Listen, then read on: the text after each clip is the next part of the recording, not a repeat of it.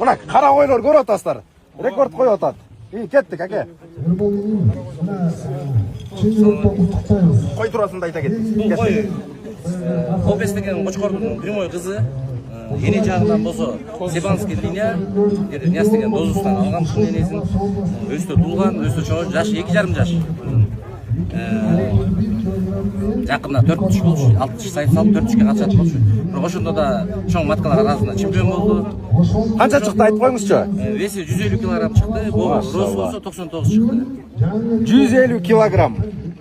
Мына Чисто рабочий емесі да. Ооба. Бүгін қара койлор өтө чоң кыргыз коюнун тарыхында өтө чоң жаңы баракчанын беттерин ачты. Кут болсун аке. Чоң рахмат.